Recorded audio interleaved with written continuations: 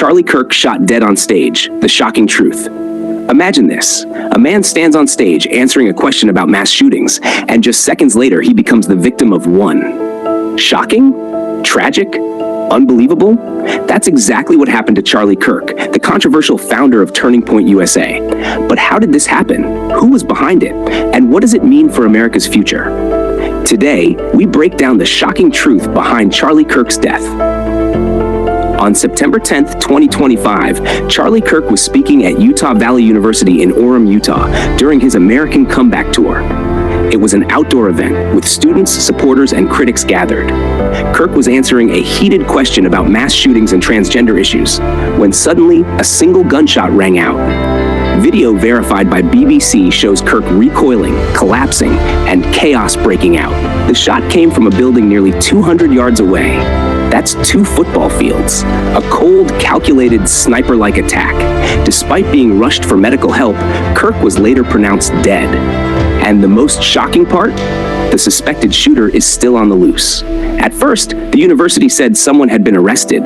People thought the gunman was in custody, but hours later, police admitted, no, that wasn't the shooter. The person they caught was released. So right now, the killer is out there. Identity unknown, motive unclear. The FBI and ATF are on the case, but as of now, the biggest question remains: who pulled the trigger and why? Charlie Kirk's role and polarization. To understand why this event is shaking America, you need to know who Charlie Kirk was. Kirk wasn't just another conservative speaker. He was a close ally of Donald Trump, a man often described as one of Trump's most influential advisors. He was credited with rallying young conservative voters across the country. But Kirk was also deeply polarizing. His Prove Me Wrong campus tours invited fiery debates on hot-button issues. At Utah Valley University alone, nearly 1,000 students signed a petition to cancel his event. He thrived on controversy. He thrived on debate, and that made him both loved and hated. The chilling irony? He was shot just seconds after answering a question about mass shootings. Almost as if the moment itself was scripted by fate. But here's the bigger picture: political violence in America. But here's the scarier part. Charlie Kirk's death is not an isolated event. Think about it. In June 2025, a Minnesota state lawmaker was assassinated. A Colorado event for Israeli hostages was firebombed.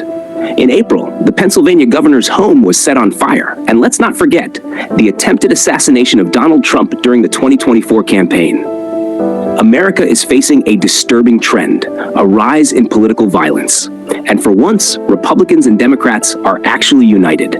From Nancy Pelosi to Gavin Newsom to Josh Shapiro, everyone is saying the same thing: political violence has no place in America. But words are easy. The violence keeps happening. Many are now asking, could this tragedy have been prevented? Witnesses say there were no bag checks, no metal detectors at the outdoor event.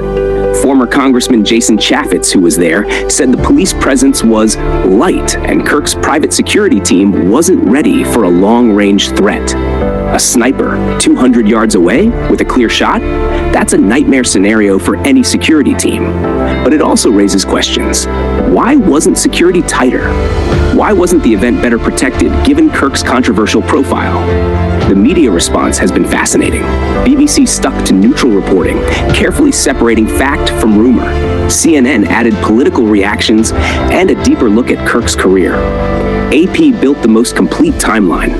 Al Jazeera and Sky News zoomed out, showing global audiences how shocking this was. And yet, all outlets corrected themselves quickly when UVU wrongly announced a suspect was caught. Proof that in breaking news, even the media scrambles for the truth. Right now, the story is full of unanswered questions. Who was the shooter? What was the motive? Political, personal, or something else?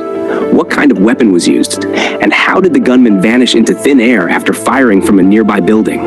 Until these questions are answered, America is left in suspense and in fear. Charlie Kirk's death isn't just about one man. It's about a country tearing itself apart. It's about the dangerous mix of politics, guns, and division. So I ask you, is America entering a new era where political violence becomes the norm? Or is this the breaking point where something finally changes? Tell me what you think in the comments. And if you found this breakdown helpful, don't forget to like this video, hit that subscribe button, and ring the bell icon so you never miss the shocking truths behind today's biggest stories. Stay safe, stay aware, and I'll see you in the next video.